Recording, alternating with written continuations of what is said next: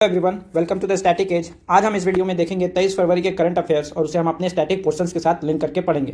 तो चलिए शुरू करते हैं। सबसे पहले माओइस्ट लीडर जो सरेंडर कर दिया उसके बारे में है, उसके बाद इजराइल, उसके बाद RRTS, उसके बाद पॉक्सो, उसके बाद राज्यसभा, उसके बाद जैश ए मोहम्मद, उसके बाद ED, उसके बाद CBI, उसके बाद है US ट्रेजरीज, उसके बाद पाकिस्तान अफ़गानिस्तान कॉन्फ्लिक्ट है, उसके बाद अभी कुछ नहीं है।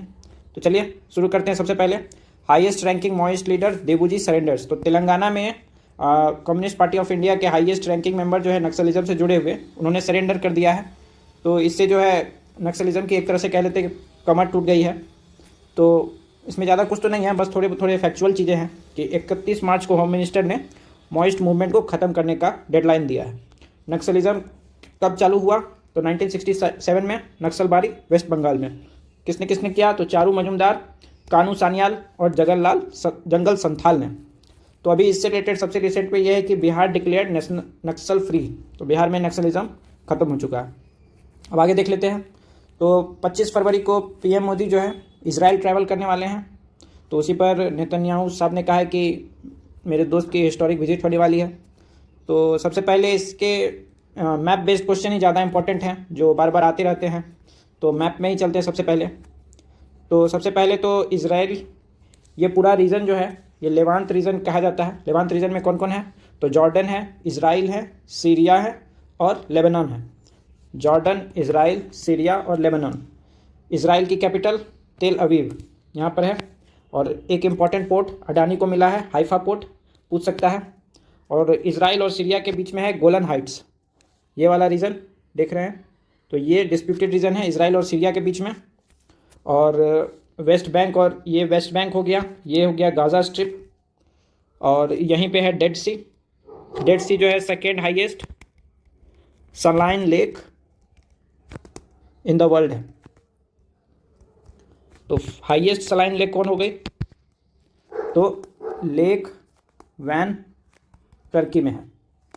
तो उसी के वेस्ट में है मेडिटेरेनियन सी। उसके बाद ये वाला जो छोटा सा देख रहे हैं ये खुलता है आगे जाके, इसे बोलते हैं गल्फ ऑफ अकाबा। और तो कुछ नहीं। एक यहाँ जॉर्डन रिवर है, वो डेड सी में जाके मिलती है। ये हो गया गल्फ ऑफ अकाबा करा दिया। गोल्डन हाइट्स हो गया, लेवांत रीजन हो गया, तेल अवीव हाइफा हो गया, डेड सी हो गया। हाँ, तो इसराइल में इतना ही है। अब आगे बढ़ते हैं। तो PM inaugurates RRTS will make life easier. तो इंडिया की पहली थी, तो मैंने सोचा इसे करंट अफेयर्स में डालना चाहिए। तो इंडिया की पहली रीजनल रैपिड ट्रांजिट सिस्टम है नमो भारत। ये दिल्ली से मेरठ के बीच में है, 82 किलोमीटर लेंथ है और मैक्सिमम स्पीड 160 किलोमीटर। तो RRTS क्या हुआ? तो एक तरह से आप समझ सकते हैं कि दिल्ली शहर में आपको कहीं जाना है तो मेट्रो से जा सकते हैं, लेकिन अगर दिल्ली से बाहर NCR रीजन में कहीं जाना है तो उसके लिए अगर मेट्रो हुई तो इसे RRTS का नाम दे देंगे। सिंपल शब्दों में ये कहें। और एग्ज़ाम में लिखने वाले अगर कुछ 5 मार्क्स 10 मार्क्स के लिए हैं तो semi high speed rail based regional transport for intercity travel with in NCR। तो वही है कि NCR रीजन में अगर ट्रैवल करना है तो उससे रिलेटेड। अब आगे देखते हैं। तो अभी स्पेशल कोर्ट ने जो है स्वामी अभिमुक्तेश्वरानंद सरस्वती के खिलाफ पॉक्सो के चार्जेस में उनको FIR रजिस्टर करने के लिए कहा है। तो उसी पर अखिलेश यादव ने कहा कि ये सब एलिगेशन बहुत घटिया हैं और गवर्नमेंट को ध्यान देना चाहिए वही सब। तो हमारे लिए स्टैटिक पोर्शंस क्या हो जाएगा इसमें? POCSO act. पॉक्सो एक्ट का full form protection of children from sexual offences act. ये किसको प्रोटेक्ट करता है? चिल्ड्रन को जो 18 साल से कम है। जेंडर न्यूट्रल है, बॉयज़ को भी गर्ल्स को भी इक्वली। अब स्पीडी ट्रायल्स के लिए एक स्पेशल पॉक्सो एक्ट का एस्टेब्लिशमेंट भी है। तो वही है special court in Prayagraj order police to register FIR against Swami Avimukteshwaranand. तो 2019 में इसमें अमेंडमेंट भी हुआ था पॉक्सो एक्ट में। तो उसमें कुछ स्ट्रिक्टर पनिशमेंट हुई थी जैसे कि डेथ पेनल्टी। तो इसमें इतना ही है। अब आगे बढ़ते हैं। तो NDA के बारे में टैली दिखा रहा है कि वो जो अब 37 सीट पर इलेक्शन होने वाले हैं राज्यसभा में, लाइकली है कि मेजोरिटी वो जीत जाए। तो उसी के बारे में है। तो हमारे लिए तो सबसे इम्पोर्टेंट वही है कि सबसे पहले राज्यसभा को ही रिवाइज कर लें। तो राज्यसभा का मेंशन किस में है? आर्टिकल 80 में। पार्लियामेंट का मेंशन किस में है? आर्टिकल 79 में। राज्यसभा का 80 में और लोकसभा का 81 में, और अगर मैं गलत नहीं हूँ तो डिलिमिटेशन कमीशन आर्टिकल 82 में है। उसके बाद प्रेसिडेंट की पावर जो है वो समन करने की, प्रोरोग करने की और डिसॉल्व करने की, इसका मेंशन किस में है? आर्टिकल 85 में। आर्टिकल 87 में क्या है? Special address of president. Special address कब करते हैं? हर एक जनरल इलेक्शन के बाद पहले सेशन में, और हर एक नए साल पर उसके पहले बैठक में। तो अभी प्रेसिडेंशियल एड्रेस हाल में ही हुआ था, बजट सेशन के पहले दिन। और आर्टिकल 176 भी एक बार रिवाइज कर लेते हैं। तो ये गवर्नर एड्रेस करते हैं दोनों हाउस को, जिसमें स्टेट असेंबली भी है और लेजिस्लेटिव काउंसिल है उसमें भी, और जिसमें सिर्फ लेजिस्लेटिव असेंबली है उसमें सिर्फ उसी हाउस को। तो आर्टिकल 87 और 176 प्रेसिडेंशियल और गवर्नर्स एड्रेस के लिए है। अब आगे देखते हैं, हमको राज्यसभा रिवाइज करना है। तो मैक्सिमम स्ट्रेंथ कितनी है? 250। इसे किसने सेट किया है? कॉन्स्टिट्यूशन में सेट किया गया है। और करंट स्ट्रेंथ अभी कितनी है? 245 है। तो 245 किस पर है? रिप्रेजेंटेशन ऑफ पीपल एक्ट 1951 में। तो 245 से 50 करना है तो इसमें चेंज करना होगा, और 250 से इंक्रीज करना है तो कॉन्स्टिट्यूशनल अमेंडमेंट करना होगा। तो इसमें 233 सीट्स जो है स्टेट्स लेके आते हैं, यूटीज़ लेके आते हैं। 12 जो है प्रेसिडेंट नॉमिनेट करते हैं। किस किस में? आर्ट्स में, लिटरेचर में, साइंस में और सोशल सर्विस में। अब ये देख लेते हैं इलेक्शन कैसे होगा। तो इनडायरेक्ट इलेक्शन है। कौन कौन इलेक्शन में पार्टिसिपेट करेंगे? एमएलएज जो हैं, जो हम लोग स्टेट लेजिस्लेटिव असेंबली में भेजते हैं, उसके एमएलएज, उनको चुनेंगे राज्यसभा के मेंबर्स को। कैसे चुनेंगे? तो प्रोपोर्शनल रिप्रेजेंटेशन होगा, जिस पार्टी की जितनी क्षमता उस हिसाब से उसको सीट मिलेगी। सिंगल ट्रांसफरेबल वोट, 3 चॉइस देने होंगे। अगर पहले सेशन में ये नहीं जीतते हैं तो सेकंड वाले काउंट करेंगे उसी तरह से। ये सब डीप में है, लेकिन आप अपने को इतना ही पढ़ना है अभी। ओपन बैलेट होगा, कोई सीक्रेट बैलेट नहीं। टेन्योर कितना? 6 ईयर्स का होता है। 1/3 retire every 2 years. Permanent body है, डिसॉल्व नहीं हो सकती। और इनका इलेक्शन कौन कराएगा? तो इलेक्शन कमीशन ऑफ इंडिया कराएगा। पार्ट 15 में आर्टिकल 324 से 329। उसके बाद कौन कौन है मेंबर इलेक्शन कमीशन के? तो CEC हैं और 2 इलेक्शन कमिश्नर हैं। तीनों को कौन अपॉइंट करेंगे? प्रेसिडेंट अपॉइंट करेंगे। रिमूवल कैसे होगा? CEC का सुप्रीम कोर्ट जज के जैसे होगा, और ये दोनों का ऑन रिकमेंडेशन ऑफ CEC। अब आगे देखते हैं। तो राज्यसभा के पावर्स भी देख लेते हैं। तो राज्यसभा के पावर्स लोकसभा से ज़्यादा किस किस केस में है? तो आर्टिकल 249 और 312। 312 क्या है? ऑल इंडिया सर्विसेज अगर क्रिएट करनी है तो यहाँ से रेजोल्यूशन पास होगा। आर्टिकल 249 क्या है? आर्टिकल 249 है अगर पार्लियामेंट को किसी स्टेट लॉ पर कानून बनाना होगा तो पहले राज्यसभा से 2/3 मेजोरिटी में रेजोल्यूशन पास करती है अगर, तो पार्लियामेंट स्टेट लॉ पर कानून बना सकता है। उस कानून कब तक इफेक्ट में रहेगा? 1 साल तक उसकी वैलिडिटी होगी, और 1 साल के बाद 6 महीने गुजरने पर उस लॉ की एक्सपायरी हो जाएगी। अब देख लेते हैं इक्वल टू लोकसभा पावर्स इसके। तो कोई भी नॉर्मल बिल है या फिर कॉन्स्टिट्यूशनल अमेंडमेंट बिल है तो लोकसभा इक्वल टू राज्यसभा है। लोअर देन लोकसभा पावर कम किस में है? मनी बिल में। मनी बिल में कितना टाइम मैक्सिमम दिया जाता है? राज्यसभा को 14 दिन का टाइम है। उसके अलावा राज्यसभा अपने रिकमेंडेशन दे सकती है, तो इसको मानना या ना मानना लोकसभा पर डिपेंड करता है। तो राज्यसभा से इतना ही है मेरे ख्याल से। अब आगे बढ़ते हैं। तो 3 Jaish terrorist killed in Kashmir war encounter. तो एक और पॉजिटिव न्यूज़ है कि पिछले सैटरडे को भी हमने न्यूज़ किया था कि काफ़ी टेररिस्ट को मार गिराया था हमारे फौजियों ने। तो इस बार भी 3 जैश के टेररिस्ट को एनकाउंटर में मार दिया गया। तो उसी के बारे में है, ये पॉजिटिव न्यूज़ है तो मैंने सोचा लगा दूँ। अब आगे बढ़ते हैं। ED chief asks officers to expedite probe use summons judiciously. तो ईडी के चीफ ने यही कहा है अपने ऑफिसर को कि जल्दी जल्दी केस को निपटाओ, और समन जो करते हैं कि बुला के पूछताछ करना है तो उसको अच्छे से यूज़ करो, सोच समझ के। तो हमारे लिए स्टैटिक एज में इन्फोर्समेंट डायरेक्टरेट इंपॉर्टेंट हो जाता है। तो ये कब इस्टेब्लिश हुआ? 1956 में। किसके अंडर काम करता है? मिनिस्ट्री ऑफ फाइनेंस के डिपार्टमेंट ऑफ रेवेन्यू में। कॉन्स्टिट्यूशनल है? नहीं है। स्टैट्यूटरी? नहीं है। एग्जीक्यूटिव एजेंसी है। और इसको किसके रिकमेंडेशन पे बनाया गया था? तो वांचू कमेटी के रिकमेंडेशन पर। उसके बाद कौन कौन से लॉ को इन्फोर्स करती है? तो PMLA, FEMA और FEO, figurative economic offenders act 2018। अब आगे जाते हैं। तो CBI जो है अजीत पवार के प्लेन क्रैश की जांच करेगी, तो उसी के बारे में है। तो हमारे लिए स्टैटिक पोर्शन से इंपॉर्टेंट है इसमें। तो CBI देखते हैं कब इस्टेब्लिश हुआ? 1963 में। और ये कब हुआ था? 1956 में। कितने साल बाद? 7 साल बाद। तो ऐसे भी याद कर सकते हैं कि इस्टेब्लिशमेंट 1963, किसके रिकमेंडेशन पर? संथानन कमेटी के। संथानन कमेटी, इससे मिलता जुलता स्वर्ण सिंह कमेटी है। स्वर्ण सिंह कमेटी, इससे क्या ऐड हुआ? फंडामेंटल ड्यूटीज़ ऐड हुआ। उसके संथानन से मिलते ही शिवरमन कमेटी।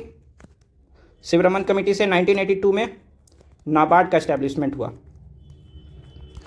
अब गवर्नमेंट रिजोल्यूशन है मिनिस्ट्री ऑफ होम अफेयर्स का, किसके अंडर काम करती है? तो department of personal and training, ministry of personnel public grievance and pension, इसी का डिपार्टमेंट है, department of personal and training. और करप्शन केसेस अगर करना हो तो सीबीसी के अंडर काम करती है।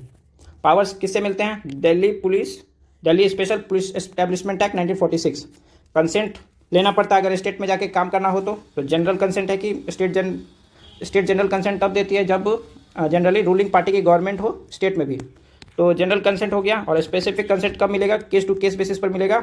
ये अपोजिशन रूल्ड पार्टीज करती है। जैसे अभी सेंटर में बीजेपी की सरकार है, तो वेस्ट बंगाल में अभी ममता बनर्जी की सरकार है, तो अभी उसने स्पेसिफिक कंसेंट देना चालू किया है। पहले जनरल कंसेंट था, इसको वापस लेके अब स्पेसिफिक पे आ गया। तो अब केस टू केस बेसिस पर स्टेट गवर्नमेंट से आप पूछो तब तहकीकात करो।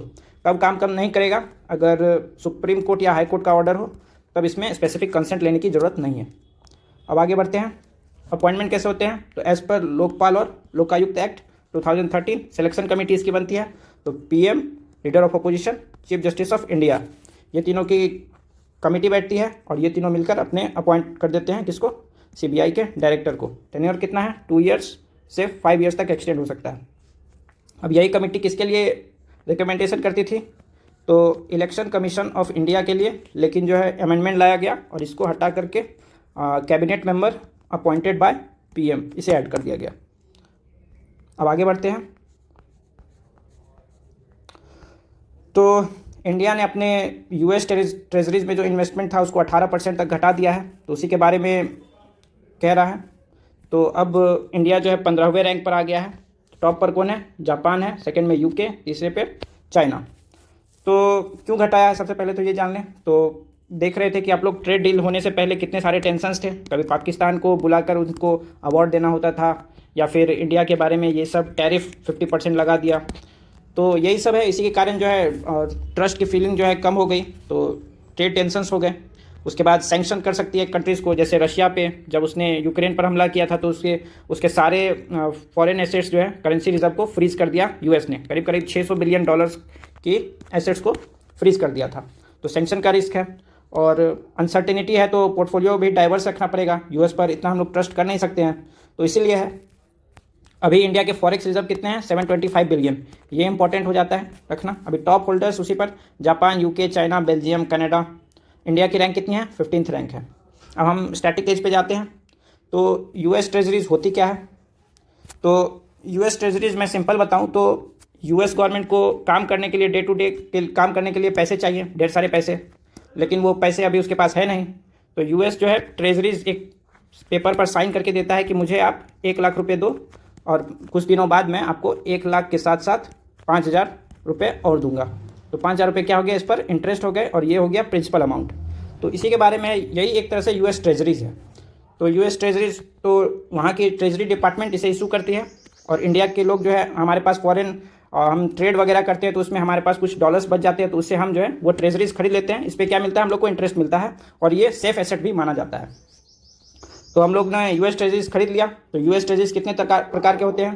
तो ट्रेजरी बिल होते हैं शॉर्ट टर्म के लिए, नोट्स हो गए मीडियम टर्म के लिए, और बॉन्ड्स हो गए लॉन्ग टर्म के लिए। अब यूएस ट्रेजरीज क्यों रखा जाता है? जैसे कि मैंने पहले बताया कि बहुत सेफ होते हैं और बाकी सब सेंट्रल बैंक भी रखते हैं, तो हम लोग भी रखते हैं। तो ट्रेजरीज क्यों रखते हैं इंडिया? अब ये जान लेते हैं। तो अब हमारी करेंसी की स्टेबिलिटी रखने के लिए कि अगर बहुत ज़्यादा रुपए की वैल्यू गिर गई तो हम लोग क्या करेंगे? फॉरेन मार्केट्स में क्या करेंगे? हम लोग डॉलर को बेच देंगे और रुपये को खरीद लेंगे। तो डॉलर की सप्लाई बढ़ गई और रुपए की डिमांड बढ़ गई। इससे हमारे करेंसी वापस से स्टेबल हो जाएगा। उसके बाद बैलेंस ऑफ पेमेंट, हम लोग कभी कभी जितने भी ट्रेड करते हैं तो कभी कभी फ़ायदा हो सकता है, कभी कभी नुकसान भी हो सकता है। तो बैलेंस ऑफ पेमेंट क्राइसिस एक बार 1991 में हो गया था। हमारे पास 1 सप्ताह के इंपोर्ट के पैसे थे, तो उस टाइम पे हमारे पास रिजर्व्स नहीं थे, तो हम लोग कितने टेंशन में आ गए थे। तो उसी के लिए अब हम लोग रिजर्व रखते हैं, एक्स्ट्रा पैसा इमरजेंसी के लिए यूज़ होता है। उसके बाद एक्सटर्नल शॉक्स, जैसे कि अभी ईरान पर अटैक करने वाला है यूएस, तो अभी पता है हम लोग कि यूएस अटैक करेगा तो उसके बाद ऑयल के प्राइसेस जो है बहुत हाई हो जाएंगे, तो उस पर हमारा बिल विल जो है हम लोग फाइनेंशियल स्ट्रेस में ना आ जाएं, इसलिए हम लोग रखते हैं। अब आगे जाते हैं। तो इंडिया के फॉरेन एक्सचेंज रिजर्व में क्या क्या है, तो फॉरेन करेंसी एसेट्स हैं जैसे कि यूएस डॉलर हो गए, यूरो हो गए, पाउंड हो गए, ये सब। गोल्ड, सोना तो जान ही रहे हैं सबसे ज़्यादा। स्पेशल ड्राइंग राइट्स, ये एक बास्केट ऑफ करेंसी होता है टॉप 5 के। तो इस बास्केट में क्या क्या है, डॉलर है, यूरो है, युआन है, येन है और पाउंड है। तो इस पांचों करेंसी के वैल्यू पर ही एक एसेट बनाया गया है, तो उसे स्पेशल ड्राइंग राइट्स कहते हैं। अब रिजर्व ट्रांसपोजिशन क्या है, तो आईएमएफ में जब हम लोग मेंबरशिप लेने जाते हैं तो उसमें मेंबरशिप फ़ी पे करना होता है हम लोग को कुछ, तो वही मेंबरशिप फ़ी का एक पोर्शन जो है हम लोग कभी भी यूज कर सकते हैं, तो उसे रिजर्व ट्रांसपोजिशन कहा जाता है। तो इसे भी रिजर्व्स में काउंट किया जाता है। अब आगे बढ़ते हैं। तो पाकिस्तान स्ट्राइक्स टेररिस्ट साइट इन अफगानिस्तान, तो पाकिस्तान और बलोच लिबरेशन आर्मी के बीच में तो कितने साल से टेंशन है, तो इस बार मैप बेस्ड क्वेश्चन जो है सबसे ज़्यादा इंपॉर्टेंट हो जाता है। तो पाकिस्तान अफगानिस्तान बॉर्डर किस पर बेस्ड है, तो दुरंद लाइन पर बेस्ड है। दुरंद लाइन, उसके बाद दुरंद लाइन में ही एक है तोरखम बॉर्डर, ये धुरंधर मूवी में दिखाया गया था, तो हो सकता है ये इंपॉर्टेंट हो जाए। उसके बाद यहाँ जो आप देख रहे हैं एक छोटा सा जो इंडिया से टच करता है, ये वाला पोर्शन, तो ये है वखान कॉरिडोर, और पाकिस्तान ने ये ऑक्यूपाई कर लिया है, इसको क्या बोलते हैं, गिलगिट बाल्टिस्तान। उसके बाद एक और चीज़, ये वाली एक पास है, ये खैबर पास हो गया, ये हो गया बोलन पास, जो हिस्ट्री में बहुत सारे इंडिया पे अटैक्स हुए हैं, तो यही दोनों पास से मेजरली हुए हैं। उसके बाद अफ़गानिस्तान से एक नदी आती है काबुल रिवर। काबुल रिवर किसकी ट्रिब्यूटरी है, तो इंडस की। तो मेरे ख्याल से पाकिस्तान अफ़गानिस्तान में इतना ही होना चाहिए। अफ़गानिस्तान के एक बार बॉर्डरिंग स्टेट्स को देख लेते हैं। तो पाकिस्तान हो गई, इंडिया हो गया, यहाँ से चाइना भी हो गया, उसके बाद ताजिकिस्तान, उज़्बेकिस्तान, तुर्कमेनिस्तान, और उसके बाद इधर ईरान। तो अब आए हैं तो हम लोग पुराने वाले भी रिवाइज़ कर ही लेते हैं। तो ईरान के बहुत न्यूज़ में था, तो ईरान के भी बॉर्डर रिवाइज़ करते हैं। सबसे पहले इधर से पाकिस्तान, अफ़गानिस्तान, तुर्कमेनिस्तान, फिर यहाँ पे सी है एक छोटा सा कैस्पियन सी, उसके बाद अज़रबैजान, आर्मीनिया, तुर्की और इधर इराक। नीचे में Persian gulf, state of Hormuz और स्टेट गल्फ़ ऑफ ओमान। तो ईरान का भी हमने रिवाइज़ कर लिया। अब आगे क्या है, आगे तो वीडियो ख़त्म हो गई। तो अगर आपको ये वीडियो पसंद आए तो लाइक कीजिए, आपके दोस्तों के साथ इसे शेयर कीजिए और चैनल को कर लीजिए सब्सक्राइब। अब हम मिलेंगे कल, तब तक के लिए थैंक यू।